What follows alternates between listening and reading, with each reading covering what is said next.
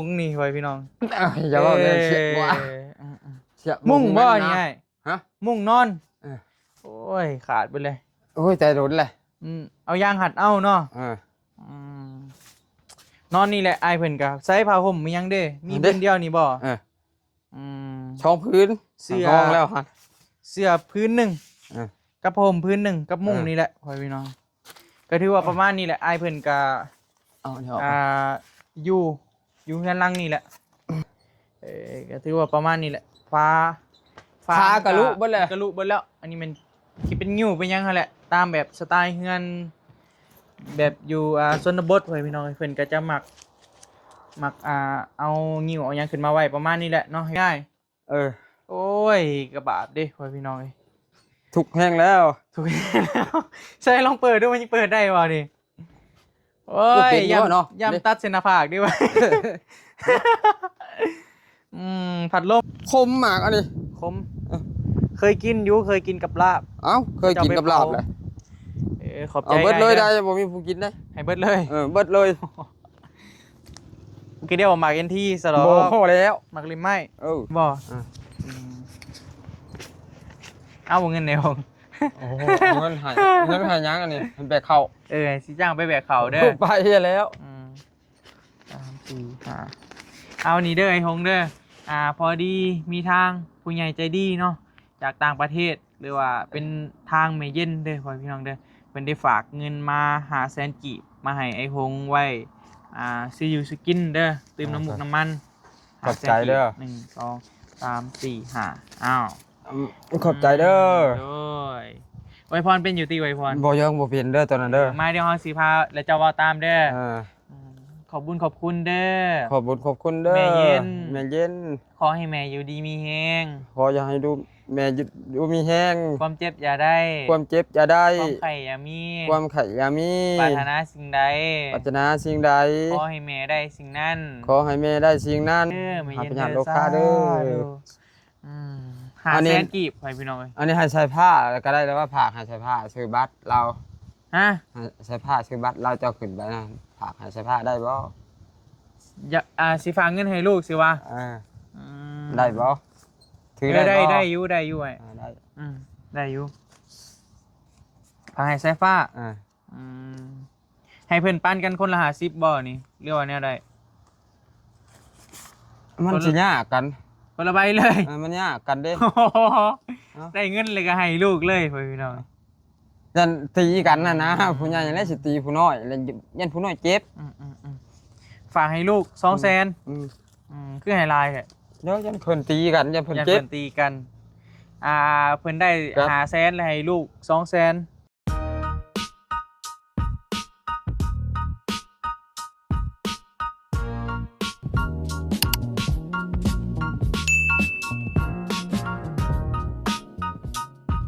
สบายดีเด้อเว้ยพี่น้องเด้อทักทายสบายดีกัน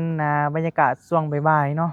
ตอนนี้บอบบี้เดินทางขึ้นมาอยู่ที่เฮือนไอ้คงเด้อเว้ยพี่น้องเด้บ่ฮู้ว่าอ้ายเพิ่นอยู่บ่แต่ว่ารถนี้เห็นจอดอยู่ในหลุมนี้ยังบ่ทันเอิ้นอ้ายเพิ่นเทื่อเนาะก็คือลงคลิปไปมื้อวานนี้ก็โอ้คอมเมน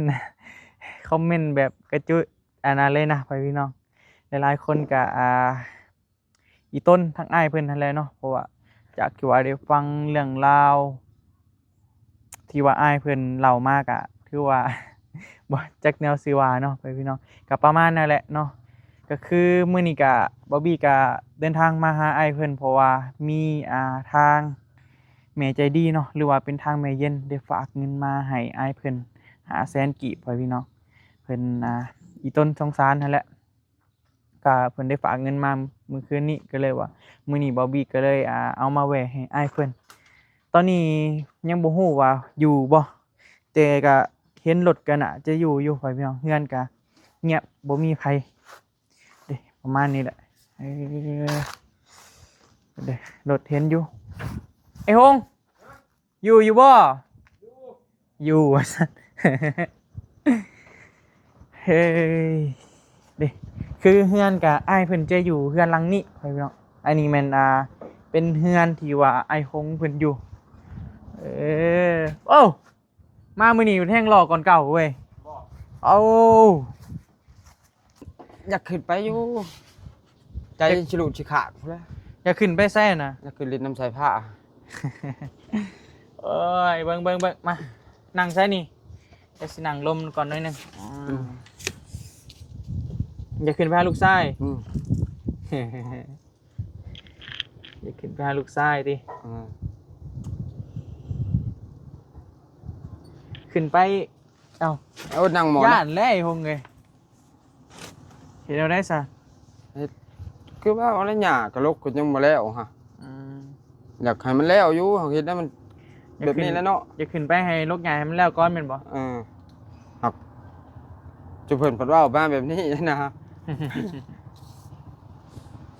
มึงก็ได้เดี๋ยวเฮาสิไปหนังนำเดี๋ยวสิมาหนังนำ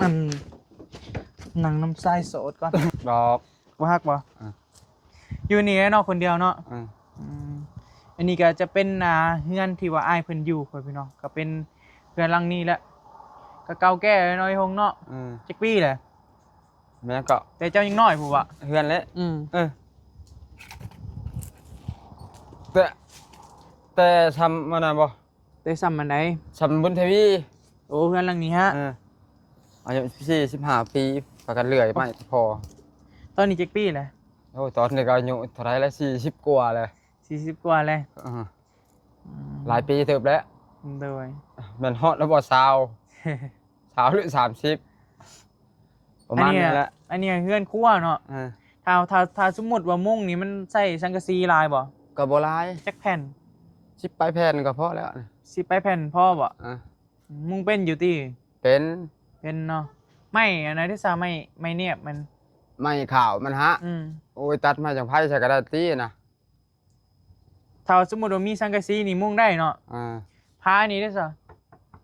โอ้เข่าก็ได้พระนี่ เขาก็ได้เนาะ อ่า ถามไปก่อนบัดบางทีเฮาถึกเลขเลยสิซอยเด้อ ขอบใจเด้อ ถ้าถึกเลขดิไอ้ฮงว่าโอ้ยยันเฮือนหลังนี้ล่มก่อนแล้ว ขอบ วะ ใจ ฮะ ขอบใจเด้อว่าเจะถึง ใจ เล เด้ ย อขอบใจลวงหน้าบ่ อืม เดี๋ยวถ้าถึกเลขเอาถึกเลขนี่ซื้อให้อีหลีคันถึกนะบ่แท้ได้ อืม ถ้าถึกเลขมื้อใดแหละแปลว่าเจ้าได้หลังคาใหม่เนาะ อืม ถ้าบ่ถึกก็บ่ว่ากันติ อืมอันเจ้าถึงเลขเลยคอยจะรถคอยก็อยากได้คันใหม่แล้วจะซื้อคันใหม่ อยากได้คันใหม่ มันยับยากไงคันเก่า อืม แต่คันใหม่แล้วจะถึงเลข ให้มันถือก่อนก็ถือว่าไอ้ายเพิ่นก็อยู่นี่แหละโอ้ยพี่น้องเอ้ยอยู่คนเดียวบ่ ชอบคนกับผู้ลงไป อยู่สองคน ที่นี่แหละอยู่กับน้อง อืม น้องทราย อืม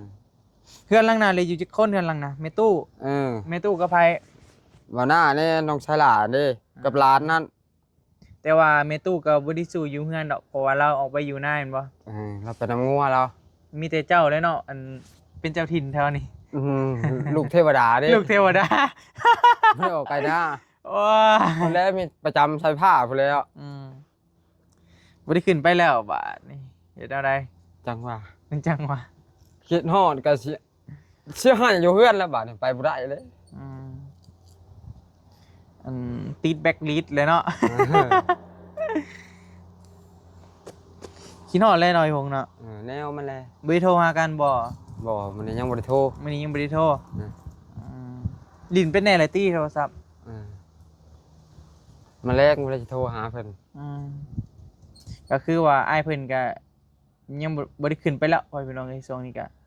จักสิว่าในใดโดนๆพุ่นบ่จึงขึ้นไปเทื่อนึงเพิ่นว่าได้ขึ้นไปขึ้นไปแป๊บหนึงแล้วได้บ่ถ้าว่าขึ้นไปอยู่ดนแล้วบ่ได้ขึ้นไปเฮ็ดเวียกมันก็ดนเลยหน่อยของเนาะ โลกหนาเนาะ บ่แม่นมันสิอันนาที1 2นาทีเนาะลกหยาเนาะ เป็นมื้อ สิแล้วเป็นให้เนาะ ก็เป็นมื้อยังได้เพื่อมันสิไปแล้วให้หนึงเนาะบ่ง่าย เติบ ก็คือบอบบี้ก็ได้อ่านทุกคอมเมนต์เลยไว้พี่น้องก็หลายๆคนก็เอาอีต้นเจ้าหั่นแหละ ก็มันเป็นเรื่องที่สิว่าได้มันก็เว้ากันยากอยู่พี่น้องแต่ว่าคะแนนว่าอยู่แบบอยู่บ้านเฮาหั่นนะบ่ผิดใดๆคงบ่ผิดแบบอยู่บ้านเฮาก็อยู่บ้านเฮานี่ก็หลายเห็นหลายคน เห็นหลายคนก็แบบเขาเจ้าแยกทางกันก็เขาเจ้าก็ซอยกันเลี้ยงลูกหั่นนะ ก็อันนั้นไม่แห้งแบบ พออยากเอาไปนอนน้ำทิศหนึ่งจึงเอามาส่งก็ได้อย่างประมาณนี้นะเพราะว่าเขาเจ้าอันนั้นนะแต่นี่ก็บ่ฮู้ว่าซุมเจ้าตกลงกันแนวใดหั่นนะ เห็นหลายคนอยู่บ้านนี่ก็ตกลงกันนะว่าตกลงว่า พอไปหาลูกมาหาพ่อนี่บ่ผิดพ่อพี่น้อยเพราะว่า ผัวไปหาเมียไปหาผัวแล้วเขาว่าจับว่าตะบิดนะ ผิดคะแนนแบบนั้นเอ้า บัดนี้ไป อย่าห่างกันเลย เมียก็บ่ได้อยู่นี่เด้เฉลยไปแต่นำลูกหานาซื่อๆนะ อืม มันก็สิผิดบ่ว่าเท่าลูกซื่อๆก็คือสิอาจสิบ่ผิดติว่าเท่าลูกซื่อๆนี่นะ ก็เข้าใจความรู้สึกของไอ้คงอยู่เพิ่นพี่น้องเพราะว่าอีกอย่างอ้ายเพิ่นก็สิว่าได้ว่าเคยก็ย่านเลยเนาะไอ้คงเนาะ ย่านเนาะย่านขนาดมือว่านี่ไปซื้อสินดาดกับไม่แก้วแล้วป้าให้เพิ่นอยู่คนเดียวยังหลี่อยู่ย่านเป็นมาเลยถามเป็นยังเจ้าคือหลี่ย่านอันย่านเพิ่นมาจับว่าซั่นโอ้ยคงเอ้ย คันว่าหลักเป็ดหลักไก่เขาก็ยังว่าเนาะจับมานะอันนี้จับย้อนหยังเพราะสาเหตุโรคหยาเจ้าบ่ได้ยินบ่บอกเลยบ่ให้เจ้ามาเพราะว่า บ่ได้ไปเฮ็ดเวียกว่าช่วงนี้ เรียกมันบ่แล่นคือเก่า มัน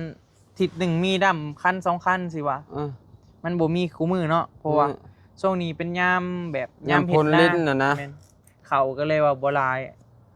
บ่ได้ไปกันขึ้นปูนขึ้นหยังบ่ซะ บ่ คนบักคนยังบ่ได้ไปบ่ บ่เขาเต็มแล้วนะ เต็มเลย คนเต็มเลย อันน่ะเพิ่นจะรับแบบ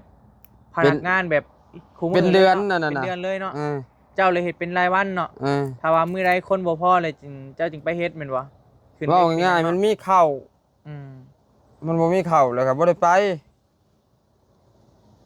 บ่ได้หาหอยไปขายบ่เว้ย บ่ได้ ย่านว่าเนาะบ่มีข้าวก็หาหอยได้ไปขาย ไปหาใช่เด้มันอึดแต่ผลบ่ตกแบบนี้นะมันบ่คือทางชุเจ้าได้ ไปขายก็ได้เงินอยู่บ่ไปขายก็ย่านบ่เอาเงินซ้ำเบิ่งนี่ ได้อยู่แล้วเว้า แม่นบ่ย่านบ่เอาเงินซ้ำนะ บ่แม่นแล้วใส่ผ้าเว้านะ มีเงินใช้อยู่บ่ซะคุมื้อนี้ ก็มีก็มันบ่หลายแล้วจะวิตจะวางอะไร เพราะว่าบ่ได้ไปเฮ็ดเวียกคุมื้อเด้เนาะ มันบ่คือได้บางเจ้าพ่อนั้นได้แบกเลย อืมแต่ช่วงนั้น ก็มี ได้แบก กับมาแน่ แต่ว่าจักหน่อยประมาณเกี่ยวข้าวนี่ย่านจนขี้คร้านแบกพุ่นแล้วเนาะแม่นบ่ เป็นงาน ว่าช่วงเกี่ยวข้าวนี่เขาว่ามีหมู่เลยไปหารถทางเขตเจ้าไปทางอันนั้นนะ ไปหาไปหาแบก ไผ เขาอันน่ะห้องสีเจตุยนั่น โอซีเจตุยบ่ หลายอ่ะนะ ได้เลยแม่นบ่จ้างไปแบกเขาไปบ่ ไปนั่นแล้ว ฮะ ไป ไปบ่ อืม เอาบ่เงินในห้อง โอ้โหเงินหายยังอันนี้มันแบกเข้า สิจ้างไปแบกเขาเด้อ ไปแล้ว 3 4 5เอานี่เด้อไอ้หงเด้อพอดีมีทางผู้ใหญ่ใจดีเนาะจากต่างประเทศหรือว่าเป็นทางแม่เย็นเด้อพ่อพี่น้องเด้อเพิ่นได้ฝากเงินมา500,000กีบมาให้ไอ้หงไว้ซื้ออยู่ซื้อกินเด้อเติมน้ำมูกน้ำมัน ขอบใจเด้อ 1 2 3 4 5อ้าว ขอบใจเด้อ โอ้ยอวยพรเป็นอยู่ตีอวยพร บ่ยังบ่เปลี่ยนเด้อตอนนั้นเด้อ มาเดี๋ยวเฮาสิพาแล้วเจ้าเว้าตามเด้อ ม ขอบบุญขอบคุณเด้อ ขอบคุณเด้อ แม่เย็น แม่เย็น ขอให้แม่อยู่ดีมีแฮง ขออย่าให้ดูแม่ดูมีแห้ง ความเจ็บอย่าได้ ความเจ็บอย่าได้ ความไข่อย่ามี ความไข่อย่ามี ปรารถนาสิ่งใด ปรารถนาสิ่งใด ขอให้แม่ได้สิ่งนั้น ขอให้แม่ได้สิ่งนั้น สมความมุ่งมั่น สมัครแล้วเนี่ยก็ไม่รู้ อย่าเจ็บอย่าจน อย่าเจ็บอย่าจน เฮงเฮงปังปัง อันนี้ลืมเลยดิ ลำลำรวยๆเด้อ ลำๆรวยๆเด้อ แม่หายพญาติโลคาเด้อแม่เย็น หายพญาติโลคาเด้อ หา อันนี้ แสนกีบไปพี่น้องเอ้ย อันนี้ให้ใส่ผ้าก็ได้แล้วว่าผากให้ใส่ผ้าซื้อบัตรเรา ฮะ ให้ใส่ผ้าซื้อบัตรเราจะขึ้นไปนะผากให้ใส่ผ้าได้บ่ อย่าสิฝากเงินให้ลูกสิวะ อืม ได้บ่ถือ ได้ ได้บ่ ได้อยู่ได้อยู่ไอ้ ได้ ได้อยู่ฝากให้สายฟ้า อ่า อืมให้ ให้เพิ่นปั้นกันคนละ50บ่นี่เรียกว่าแนวใด มันสิยากกัน คนละใบเลย มันยากกันเด้ ได้เงินเลยก็ให้ลูกเลยพี่น้อง ยันตีกันนะผู้ใหญ่ยังได้สิตีผู้น้อยแล้วยันผู้น้อยเจ็บ ฝากให้ลูก200,000คือให้ลายแหละ เดี๋ยวยันเพิ่นตีกันยันเพิ่น อย่า เจ็บ เพิ่นตีกันเพิ่นได้ ครับ 500,000แล้วให้ลูก200,000ยังเหลือ300,000พี่น้อง ก็ไว้ใช้น้ำมันเที่ยว มาพี่น้องเดี๋ยวมาทางนี้ก่อนกี้นี่โทรศัพท์มันตัดไปเองถ่ายเลยมันตัดไปเองนะพี่น้องมันฮอดเลยมันตัดก็เลยมาต่ออยู่นี่บาทนี่เขาเดี๋ยวสีพาปลาลุงได้รายทานก็อยากเห็นเฮือนของไอ้หงเนาะยังไงย่านรถเสียบ่ เพราะยันงัวต่ำของเจ้านะ บ่เป็นหยังดอกรถเฮานะตามรถก็ถือว่าไอ้เพิ่นก็อยู่ประมาณนี้แหละพี่น้องอันนี้ก็ถือว่าไปเบิดแล้วฟ้ามีเหี่ยน้อยหงเนาะโอ้เครื่องจะบ่นะโอ้เป็นระเบียบบ่ลีนี่เนาะหอยกั้งอีกได้เครื่องเสียหงนี่ไว้พี่น้อง อย่าบอกเลยเสียกว่า มุ่งบ่นี่ไง ฮะ มุ่งนอนโอ้ยขาดไปเลย โอ้ยใจรุนเลย เอายางหัดเอาเนาะนอนนี่แหละไอเพิ่นก็ใส่ผ้าห่มมียังเด้มีพื้นเดียวนี่บ่ช่องพื้นเสื้อช่องแล้วฮะเสื้อพื้นหนึ่งกับผ้าห่มพื้นหนึ่งกับมุ้งนี่แหละพ่อพี่น้องก็ถือว่าประมาณนี้แหละไอเพิ่นก็อยู่เฮือนหลังนี่แหละทงเงินบ่นะถุงโทรศัพท์แล้วเอาโทรศัพท์ออกเดี๋ยวก็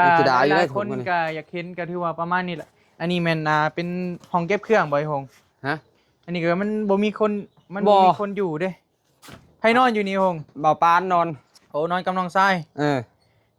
ก็ถือว่าประมาณนี้แหละฟ้ากะลุเบิดแล้วอันนี้มันคิดเป็นงิ้วเป็นยังหั่นแหละตามแบบสไตล์เฮือนแบบอยู่ชนบทไว้พี่น้องเพิ่นก็จะมักเอางิ้วเอาหยังขึ้นมาไว้ประมาณนี้แหละเนาะให้หงเนาะหลังคาบ่ได้หัวไว้หัวนั่นนี่แล้วนี่ทางมันค่อยนอนแหละพัดลมบ่นี่อ้ายโอ้ยกระบาดเด้พ่อพี่น้องทุกแห้งแล้วใส่ลองเปิดดูมันยังเปิดได้บ่นี่โอ้ยยำตัดเส้นผากดิวะผัดลมใส่อันนี้จังหวะแล้วก็กับปิดกันนั่นแหละบ่อยากมันผัดเส้นผากบ่อยย่านนั่นแล้วค่อยบ่ได้อยู่ใกล้เนาะอันนี้เป็นผัดลมอ้ายเพิ่นผัดแต่ละมื้อนั่นแหละพี่น้องใส่แต่ละมื้อก็ถือว่าประมาณนี้แหละงานซ่านของอ้ายเพิ่นเนาะฮอดหน่อยหงเนาะประดิษฐ์เอาเองบ่นี่กะเป็นทรายทักแบบนี้จักคมบ่ปานมาได้นี่โอ้คักเลยเว้ยไฟโซลาร์เซลล์บ่มีดอกไฟบ่อยู่เพิ่นบ่มีแต่เสียบดอกเดียวนี่แหละนี่ใส่โซลาร์เซลล์เอาอันนี้น่ะสายไฟมาแต่พุ่นอันนี้แต่เฮือนลูกตัวลูกมีใส่ดอกนี้ฮะเสียบเอาโอเคใช่เนาะมื้อใดเด้อันเฮาสิถือเลขน้อยหงเนาะจังว่าจัดสุดเจ้าถือเลขข่อยก็มีแฮงนะเจ้าถือเลขข่อยก็มีแฮงนะก็ถือว่าประมาณนี้แหละพี่น้องผู้ชายโสดเนาะอยู่คนเดียวมันเหงาเปลี่ยวหัวใจนี่ว่าอาหารแล้วนะนี่ว่าโอ้ยอย่ามาให้กันเบิ่งได้ไป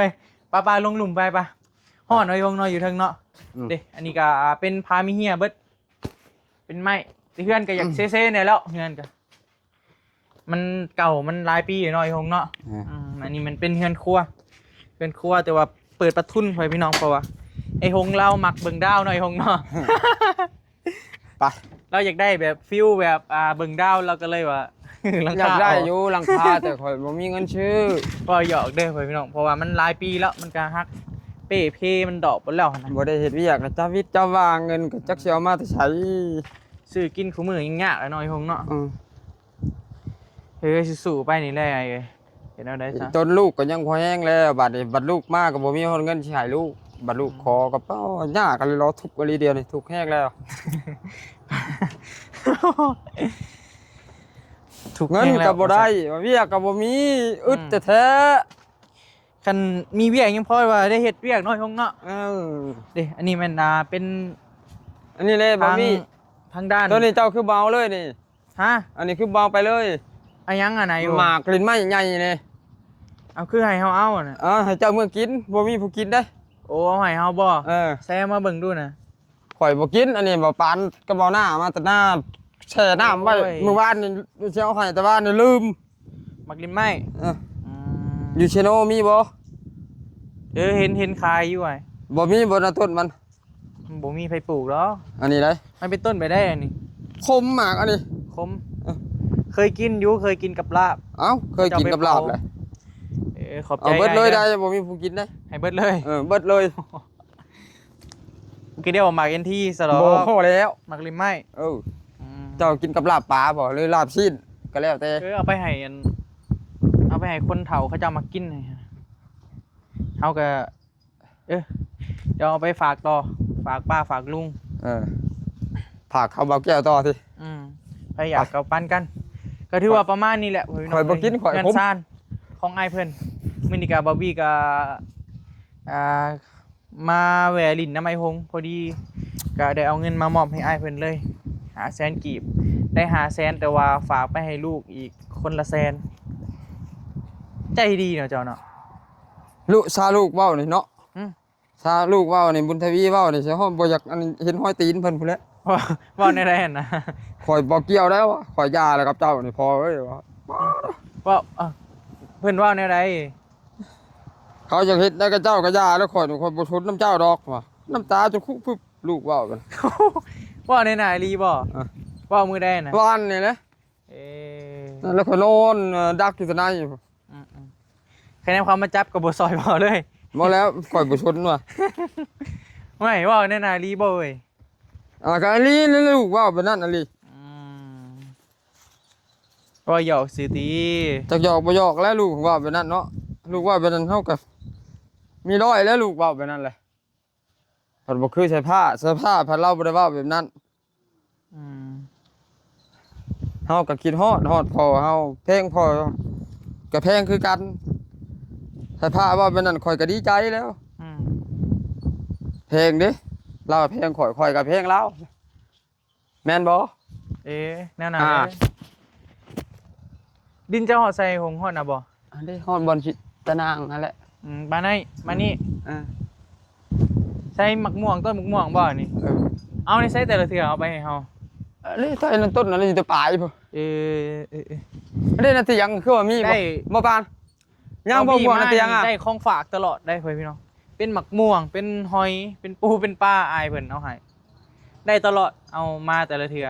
มานี่ได้ยังมื้อนี้ มื้อนี้ได้หมักเล่มไม้มื้อนี้ ก็บักม่วงอีกบ่น่ะสิยังคือว่ายังอยู่ โอ้ยสายโสดนี่เนาะเฮ็ดแนวใด มื้ออื่นสิขึ้นไป ฮะ มื้ออื่นสิขึ้นไปลิ้นน้ำเนาะ สิขึ้นไป เออ สิไปลูกใหญ่ให้มันแล้วบ่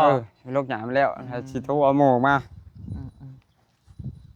แล้วให้เจ้าขึ้นมาแต่เช้าหน่อย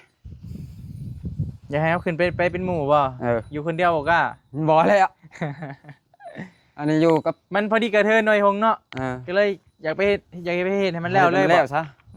แล้วก็จึงว่ากันเนาะจึงบ่ขึ้นไปบ่เพราะว่าก็สิว่าในใดพ่อพี่น้องมันอ้ายเพิ่นก็ลกก็ใกล้สิแล้วนั่นแหละหยานะก็ คันว่า2คนลกนำกันนี่คืออาจสิมื้อเดียวบ่ค่ำเนาะ จังหวะแต่ว่ามื้ออื่นนี่สิขึ้นไปบ่โอเคเดี๋ยวสิย่านคันย่านก็ คันย่านแล้วเจ้ามาเป็นหมู่นะ โอ้ เจ้าย มาแล้วแค่นี้ข่อยอุ่นข่อยบ่ย่าน คันมีเฮาเลยอุ่นบ่ อยู่ผู้เดียวแล้วข่อยบ่กล้าอยู่ เฮาก็บ่เข้าใจเรื่องราวปานใดไอ้หงเอ้ย ข่อยก็บ่กล้าอยู่ แต่ก็ ผู้เดียว ตามมุมมองเฮาตามที่ว่าเฮาเห็นอยู่บ้านเฮาได้นี่ก็เฮาก็บ่ฮู้ว่า มันคนละบ้านแล้วมันกฎระเบียบมันต่างกันบ่แต่มันก็เป็นประเทศลาวคือกันเหรอ แต่อยู่บ้านเฮามันก็บ่ผิดดอกไอ้เอ้ยแต่นี่เฮาก็บ่ฮู้ขอตกลงซุมเจ้าเว้ากันแนวใดเอาบัดมือย่ากันเด้ไอ้หงบ่ได้เว้าบ่ว่าเจ้าห้ามเจ้านี่ขึ้นไปหาลูกถ้าว่าเจ้าขึ้นไปเลยที่ว่าจับบ่ได้เว้าแนวนี้ เขา บ่ กับ ผัวไปหาเมียแล้วจับเมียไปหาผัวแล้วจับเท่านั้นซื่อ เออ ๆเขาบ่ได้ว่าไปหาลูกบ่ได้นะ มีแต่ขอตกลงค่ะ มีแต่แบบนั้น ผัวเมียไปหากันเลยจับสิวะ เออ เจ้านี่ไปหาเมียเลยเขาเจ้าจับเนาะ เออ บ่ได้หมายความว่าไปหาลูกเลยจับ บ่อันนี้ข่อยบ่ได้ไปหาเมียเด้นี่ ไปหาลูก เออไปหาลูกก็เฮ็ดเรียกให้ลูกอีก เนาะ น้ำเมียข่อยก็บ่ได้ปากหั้นนะคันว่าโอ้ยนั่นใดก็ข่อยนี่เมียเอาไปนำผัวแล้วนั่นใดข่อยก็บ่ปะได้เมียนี่ข่อยสิเอาได้นี่ได้เจ้าเอาก็อย่าเลยจำเมียข่อย จักจับอันนั้นน่ะอันนี้ว่าไปหาลูกเฮ็ดเรียกให้ลูกซื่อๆแล้วคำแล้วก็ลงมาคันว่าเมียมาข่อยก็บ่ขึ้นไปอีกให้เมียเฮ็ด ขอตกลงกันแนวนั้นเนาะ เออ มือได้จีกใบยังข้างแน่บ่ บ่แล้วบ่ทันได้จิก บ่ได้จีกใบน้ำตาล มีแต่เว้ากันบ่ เว้ากันซื่อ ทำละเอียดนะหลายๆคนก็อยากฮู้พี่เนาะ ๆคันว่าจีกใบน้ำตาลน่ะเสอะขึ้นไปน่ะเขาจับแท้อันนี้น่ะมันบ่ได้จีกใบน้ำตาล เป็นหยังจังบ่จิกแล้วข่อยแล้วว่าวันนี้ข่อยบัดข่อยจะไปเด้อสิเลยว่าเขาเจ้าจิกแล้วเขาจับได้โอ้ข่อยบ่จิกข่อยจะไปข่อยก็ไปว่ะ ไปหาลูกติ ก็ไปหาลูกเขาแล้วบัดข่อยอยู่ไปแล้วเขาก็ไปยันเขาจับนะจิข่อยบ่จิกว่ะป้ากันป้าก็ป้าเจ้าอยู่ป้า ถือว่าอันเว้ากันปะยังข้างแน่แล้วเนาะเขาจะว่า บ่ทางแต่ว่าบ่ได้จิกใบน้ำตาลนั่นแหละ แต่ไว้น้ำจานยังบ่ได้จีก เออ แต่ว่าแบบเอาพอบ้านนี่ยังเว้ากันข้างแน่แล้ว เออ แม่นบ่ เออ กะปะกันหั่นแล้วกะปะแล้ว แต่ว่าเรื่องลูกนี่ก็คือเจ้าไปมาหาสู่ได้บ่ตอนเว้านำกันตอนน่ะเดี๋ยวว่า เขาบ่ได้ว่าไปมาหาสู่เรื่องลูกนะถ้าว่าไปหาผัวหาเมียแล้วจับกันซื่อ กะแนวมันอยู่แล้วแหละแค่ว่าไปหาเมียกะจับมาแล้วอันนี้จะไปหาลูกเนาะ ไปหาลูกก็สิจับบาดนี่ จังว่านี่แหละ โรคหญ้าก็บ่ได้พิษอีก โอ้ยไอ้หง พิษมองได้โรคหญ้าสิถามก็พิษโรคขึ้นคันบ่ บ่แม่นหยังจังหน่อยเจ้าบ่ไปแล้วหมอนั่นมาเลยได้มันคิดฮอดอีกหน่อย ขนาดย่างมันยังมาเลย อันนี้ขี่รถถีบนี่โอ้ยมันได้รถถีบไปเด้บาดนี่ย่านอันตรายหั่นนะมันรถตามทางอีกนะเด็กน้อยขี่รถถีบไม่ขนาดย่างยังมาแล้วมันบ่ด้วยความที่ว่าคิดฮอดพ่อนั่นแหละมาได้สายฟ้าเฮาว่า มาสายผ้านะแต่เมื่อเดือนก่อนน่ะก็ยังย่างมา ขนาดย่างมันยังย่างมาเลยเด้ ย่างมาโอ้คือสายผ้าแท้ว่ะอยู่ในมัดอยู่ในปั๊มน้ำมันนะ เด็กน้อยมันคิดแล้วมันไปเลยได้เด็กน้อยได้ก็เด็กน้อยเฮ้ย อ๋อผู้ใหญ่ก็ยังไปกันกันมันกลุ่มแห้งแล้วมันอดบ่ได้แล้วมันหอบรถแล้วกระยาเลยไปแล้วอดบ่ได้เลยดิแต่มาจนหมาบ่เห่าพุ่นเลยจักชั่วโมงใด มันคือจะกลุ่มมันไปแล้วบัดนี้เรื่องเองเลย คิดกุ้มบ่ อดรนทนบ่ได้เลยดิโอ้ยสิได้สิไปได้ฮะเบิ่งไปมาจนบ่เห่ามื้อนี้ไปหาสายผ้ามื้อนี้ กินฮอดน้อยหงเนาะลูกกับพ่อพ่อพี่น้องมันตัดกันบ่ได้ดอกเนาะแม่นบ่ อันนี้มื้ออื่นนั่นแหละในใดก็แนว อะไรกั สิ น ขึ้ เนี่ย นไปเฮ็ดให้มันแล้วซะ ตั้งใจไว้เลยเนาะ กันควรอยากมุ่งอยากไปแล้วค่อยไปอีหลีได้พี่เอ้ย เสียหงใจเกินร้อย เฮ็ดให้มันแล้วก็ไปย้อนหยังก็ป้าคือเว้ามันเลยไปนำสุเจ้าแล้วสุเจ้าก็โอ้ยเบิ่งเขาลีร้อนนั่นตะล่อนอยู่สิโธ่อันนั้นแหละอยากหายแต่เดียวนะคือจะเว้าได้บอกน้องบ่พัง มีแต่มืออื่นนี่สิขึ้นไปเลย อ๋อ อย่ามานั่งให้กันเบิ่งได้ไว้ บ่ให้แล้ว มียังอ่ะนะหอมเงิน หอมเงิน โตหอมมะลิเงินนี่ หอมมะลิเงิน แพงดิเอาไว้ก่อน กินข้าวกับยังเช้านี่ โอ้ยแจ่วปลาแดก กินเจ้าปลาแดก บ่ได้กะมาแล้วก็ เอามา สิ ใส่ ลง ห ไป มัก เยี่ย ลิ ง น ไป ไม้หมักลินไม้นี่ไปเอามาแต่ทราย มาตนา อยู่หน้าปลูกหมักลินไม้บ่ บ่แล้วมันเกิดเองมัน มันเกิดเองมันห่วยคือมาอันแท้ มันเกิดเองอะไร ถ้า นะ ขายนี่หมากเขาได้เขาจะเอาไปขาย จากว่าแล้วเด้อแถวนี้คือว่าเท่าไรมัน5,000บ่ หมากลินไม้เฮ้ยพี่น้องหมากอินที่บ่มีบ่ บ่มีบางทีนี่ มันยังบ่ฮอดยามมันบ่ ยามนี้แล้วมันเริ่มเป็นใหม่นะอันนี้ บ่ได้เมื่อคืนนี้บ่ได้นอนไห้ตีเมื่อคืนนี้ จังหวะ ฮะ ลี่ให้ผู้เดียว บ่เอาลี่หง ลี่ บ่ ให้อยู่ผู้เดียวหมู่ให้อยู่ผู้เดียว อืมเจ้าคือเป็นคนใจน้อยเทหง ใหญ่แต่โตได้ใจบ่ใหญ่ ใจใหญ่ใจโตบ่ ใจบ่ใหญ่ ใจน้อย ใจน้อยบ่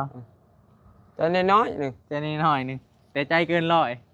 แล้วไปแล้วก็ไปอดบ่ได้เมื่อยให้แล้วไปแล้วว่ะ เข้าใจได้พ่อพี่น้องเข้าใจบ่แม่นว่าอ้ายเพิ่นใจน้อยหรอกเข้าใจแบบมันตำใจได้บางทีก็มันคิดมาเลยกับเนาะไอ้หงเนาะ เออ อืมแต่ก็สู้ๆแหล้วไอ้เอ้ยกูบ่เป็นหยังดอกเอาว่าได้แล้วมื้อนี้สิไปแม่นบ่ ไปแท้มื้อนี้ ให้เจ้าขึ้นมาโลดขึ้นมา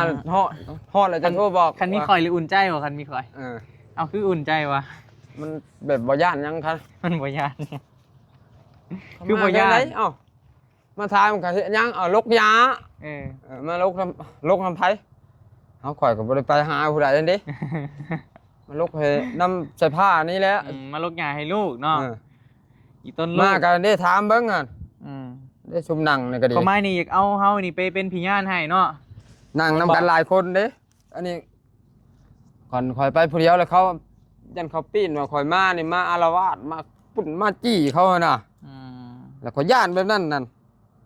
เช็ดรถเจ้า เออ ผู้แลไปอันนอนของกงเลยเจ้า อันนี้นั่นหลายคนในแค่นี้มีผู้ยืนยันว่าเห็นเราลกยาเราบ่ได้ไปทางใด อืมเดี๋ยวเบิ่งในคลิปก็ได้วะ เออ บ่ในโทรศัพท์นี่แฮงชัดเจนเลยของนี่เอามีแต่สู้ๆอะไรได้เด้อ ขอบใจเด้อ โดยขอบใจคือกันมีแต่สู้ๆนั่นแหละมื้อนี้ก็มาก็ถือมาแล้วได้ระบาดนี่ อันนั้น ใส่กล่องอะไรเนาะ บ่มีบนชัยวะ ได้อยู่ยัดใส่กล่องอันนั้นแหละเดี๋ยวเอาไปแจกไปยายกัน ไอ้ย่าวมักกินนี่เดี๋ยวสิไปฝากไอ้ย่าวนํ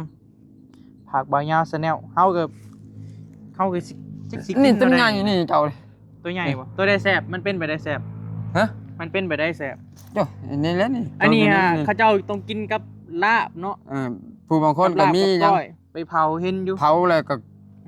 มีปลามียังใช้ข้าวก้อยกินกับข้าวก้อย แต่ว่าไอ้ เห็นอยู่ ไอ้ย่าวมักกินแบบนี้พ่อพี่น้องเดี๋ยวจะเอาไปฝากเราก่อนเฮาบ่ได้สู้เฮ็ดกินดอกไอ้พงมีแต่สไลด์ก็มีแต่ซื้อเอา เพราะ เฮือน มัน นั่น ในเฮือนเฮาบ่ได้กินข้าวพร้อมกันได้มีแต่ไผกินเลยกินไปเวียกไผไปเวียกเล่านะ กินไผกินมันเนาะว่าง่าย บ่ได้สู่เฮ็ดกินดอกว่ามัน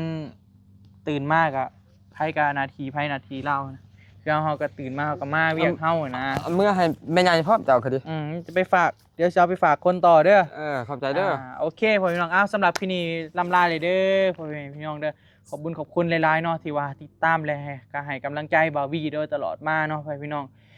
ขอบใจเบิร์ดทุกคนเด้อไปสำหรับพี่นี่บ๊ายบายเด้อพ่อพี่น้องไปสบายดีเด้อ